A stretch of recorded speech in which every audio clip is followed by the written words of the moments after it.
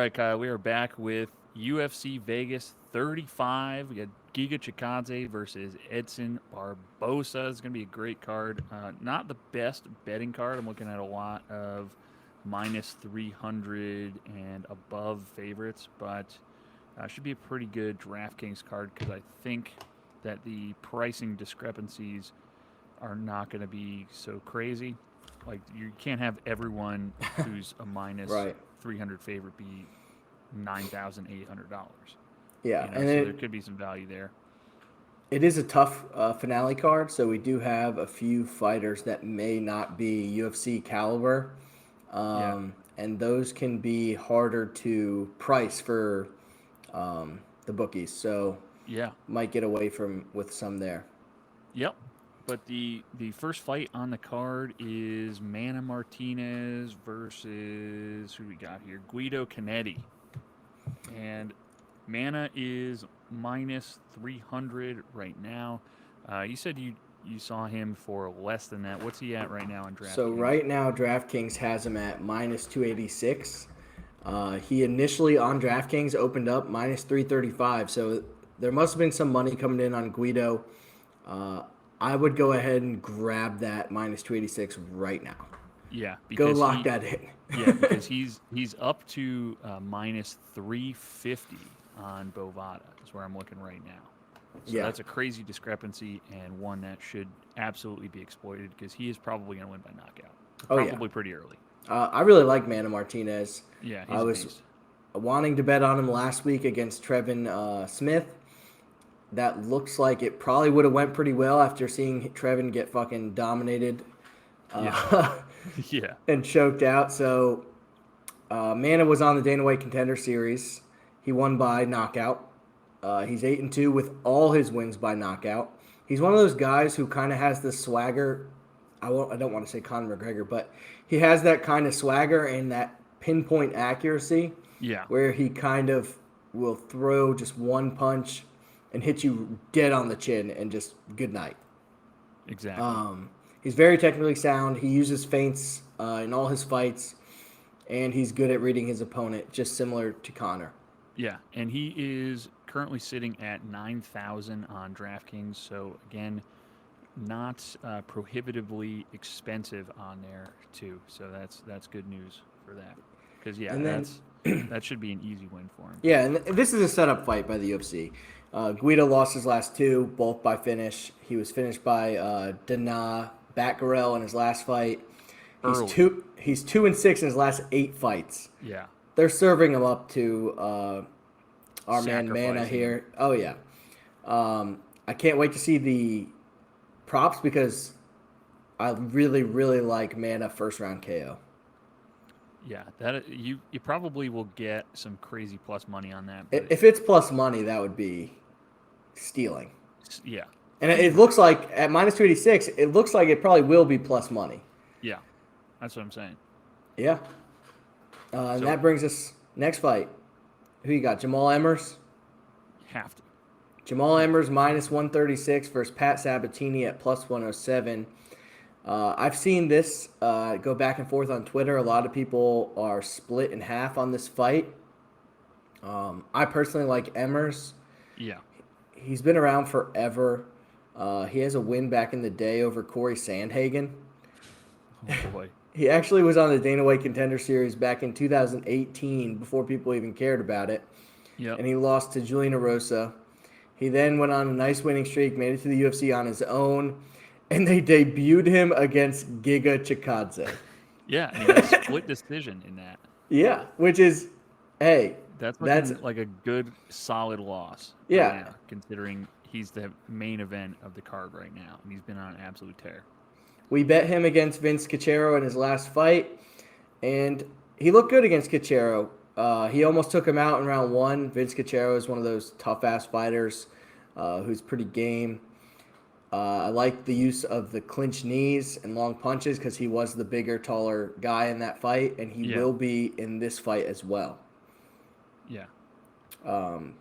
Pat Sabatini, he won his last 3. Yep.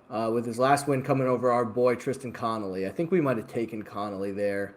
I think we did too. Just because Connolly, he also had the size advantage. He does not have the athleticism that Jamall Emmers has. Connolly's one of the least athletic guys in the UFC. And Pat Sabatini used his own athleticism, which he's really athletic, and his wrestling to control Connolly for 3 rounds. Yeah, Sabatini is actually a pretty good wrestler too. Very good. Yep. Yeah. But Emmers' base is also wrestling. Yep. He was a high school and college wrestler. He trains with wrestlers all day. He trains with Darren Caldwell. That's one of his main training partners. He's a wrestler. And I see it going similar to the Cachero fight with Emmers using those clinch knees because he's going to be the taller, bigger guy. Yeah. And his jab to get the win here. Yeah. And, I mean, he's got a 4-inch reach advantage over Sabatini, too. So that's going to be huge if they do decide to stand up and bang, which they may for a little bit, but I could see this being a heavily ground game fight for both of them. I can see that. Yeah. Next fight. Moving on. Who the hell are these girls? JJ Aldrich. Yeah, JJ Everyone Aldrich. knows her. Yeah. Minus 345 versus last-minute replacement fighter Venessa Demopoulos at plus 260. Yeah. This one's almost not worth going over. It's JJ all day. Yes. She trains with Thug Rose. Venessa fucking Demopoulos. No. Before in my life. And she's coming in last minute. She was the LFA champ. She's one of those girls that is super aggressive and basically only has aggression and jiu-jitsu. Yeah. Her only chance is she has no wrestling.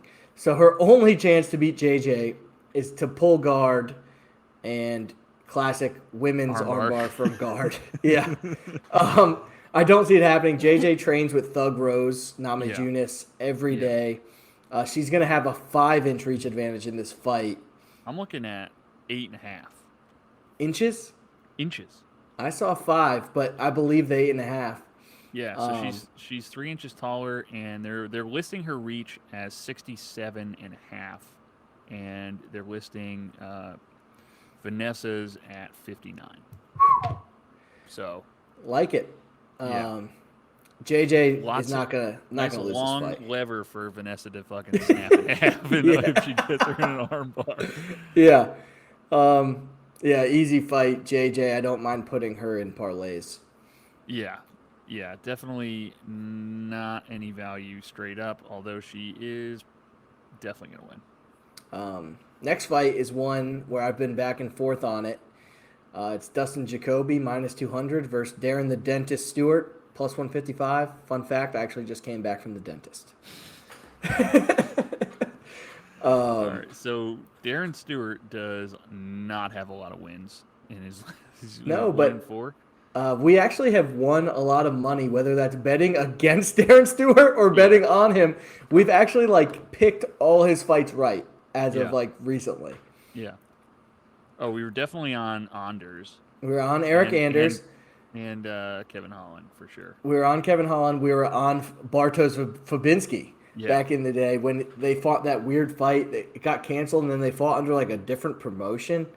It was super weird. But then we were on Darren Stewart against Deron Wynn. Yeah. So we've been lucky with Darren Stewart. Dustin Jacoby is somebody who I might have been sleeping on when he first came in because I wasn't impressed with him. He took Ian Cutelaba to a draw, which we had money on Cutelaba. I thought Cutelaba won that fight easily. I think he have 300 takedowns in that fight. I mean, yes, that was ridiculous.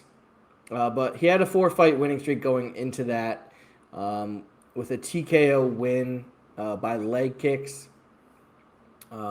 He's not a fast puncher, but he's accurate. He's got a good jab. He's tough, but he does tend to slow down in fights. That doesn't necessarily mean he's going to stop throwing, but he slows down. Yeah. And Darren Stewart is coming up a weight class from middleweight, right? Is that correct? This should be a middleweight fight. They're both middleweights. Oh. ESPN's got it wrong. I might be wrong. It's listing them both as light heavies. There's a chance I'm wrong on that. Yeah, I know he was a middleweight, but Ion Kudalaba is definitely a light heavy. Yeah, he is.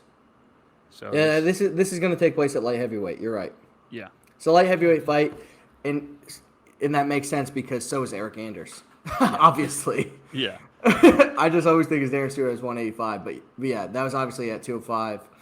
Darren Stewart, he wasn't a huge middleweight either. No, but he does. I tell you what, he's got the legs of a heavyweight. Yeah. This guy's legs are enormous. Yep. And I'm still going back and forth in this fight. I'm going to take the dog in Darren Stewart just because I think this is a little bit closer. I have him at plus 155. Is that what you have? Yes.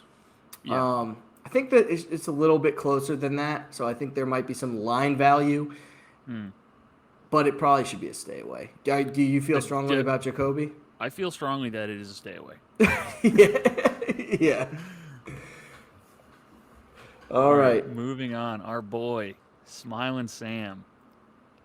Sitting at, what is he, plus 110? Plus 105? He's got bet down. Yeah, he opened up. I saw the opening line at plus 121. Yeah. But he has been bet down since then. Yeah. Because he's fighting Wellington Turman, one of the worst guys in the UFC. Exactly. Well, these two don't have a lot of wins between them in their last 5. I think they've got, maybe two wins and a draw between them in 10 fights for both of them.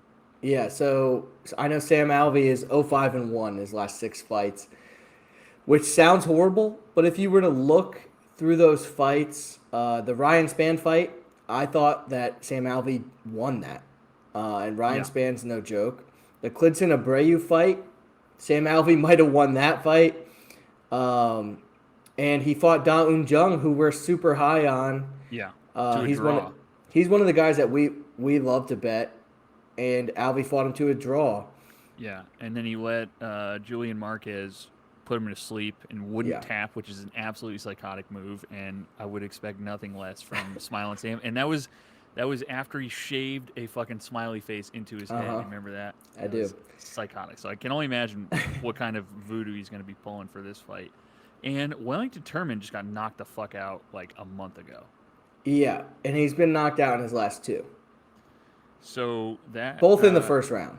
Yes. So and that's probably the only way Sam Alvey's going to win.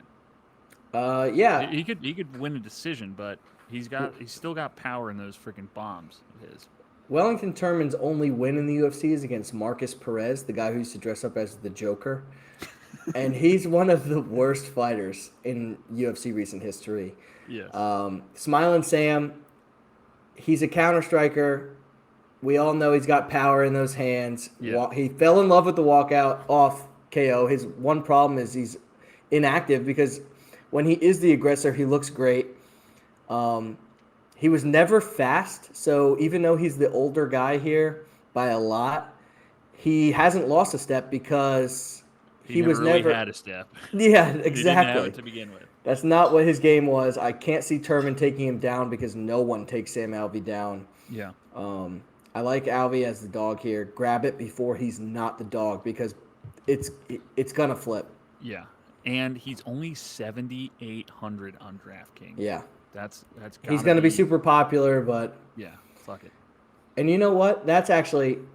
Let's change topics real quick. DraftKings theory. Fading Sam Alvey on DraftKings in a big tournament, not cash, might be smart because, like I said, he's not an active fighter. He's looking for the one punch KO, and if that doesn't come, he's not going to get a lot of points. No, but he'll probably still win, and he'll be super highly owned. So in those big tournaments, think about possibly fading him. Yeah. But also have some ownership. That brings us to our next fight in Alessio D. Chirico, minus 230 versus Abdul Razak Alhassan, plus 180. What do you think about this fight, Scott? I am very glad to see Abdul Razak Alhassan as a dog here, just because I think he sucks. and he's got to have the most wins or most losses in the UFC as a minus 400 or greater favorite, because I think he lost 3 in a row. Yep. And he was an enormous, like a prohibitive favorite in all 3 of those wins or losses. Well, he came in as like a super prospect. Right. He's got 10 wins, and all 10 of them are KO, all in the first round. Right. He swings for the fences every time. Yeah. All 3 of his losses, too, were, I think, 2 of them went the distance, and then, let's see here. Yeah. He lost 2 unanimous decisions, and then he got fucking knocked out in the first round. So, Alessio Di Chirico is a guy that I wasn't high on ever. Yeah. Picked against him with Joaquin Buckley, and he KO'd Buckley. Can't help but think that was a little fluky. Right. That did break up a 3-fight skid for Alessio. The only thing that scares me here, well, there's a couple things, but he beat Joaquin Buckley and Barboza, right? Mm-hmm. Who are both like the same exact style as Abdul Razak Alhassan. They have to knock you out early. Right. And Di Chirico actually knocked both of them out. Yeah. So that scares me. And then the fact that Jacob Makhmud made Alhassan look so bad. I mean, he looks really bad. Di Chirico is better than Jacob Makhmud. So you got to think this is Di Chirico's fight to lose. I'd give it probably 70-30. Yeah. But if Alhassan wins, he's going to win by first round knockout. So you'll look really smart if you take him and that happens. That is also true. If it goes 1 second longer than 5 minutes, he's got his chances of winning go down quite a bit. Yeah. Next fight, we got Makhmud Muradov minus 400 versus Gerald Meerschaert plus 290. And Scott, you were telling me you found some stuff on my boy Muradov here. Oh yeah. Oh, Makhmud was doing some. He was doing some OnlyFans stuff he was doing like gay porn. Not necessarily like getting plowed by dudes, but he was doing like a. He was doing like a strip show for a bunch of dudes in, I think, 2012, and that video resurfaced in 2018. And if you know anything about Muslims, they do not like the gays. No. So that was pretty poorly received by his community, and now he's fighting out of the Czech Republic. Yeah. Just there's not fact. much. I think you think he's going to crush. Yeah. Meerschaert. I don't think there's much to break down here. Meerschaert, the one memory I have, it sticks out in my head is I watched a fight against Chimaev and Meerschaert with my girlfriend. Yeah. And she looked at Gerald Meerschaert and said, "That guy looks scared." that guy just looked scared, and then he went out and got knocked out in 2 seconds. Yeah. So that rings in my head. Can't bet on someone who's scared. Muradov is a fucking monster. Yeah. I think he wins this pretty easily, just like he's won all his fights relatively easily. Yeah. There are a couple tough fights on this card. Andre Petroski, Michael Gilmore. Petroski's huge favorite in that. That's a last-minute fight. Ricky Tercio versus Brad Heistand, and Brian Battle versus Gilbert Arena. Gilbert Urbina is a replacement fighter. I think we should just skip over those for now.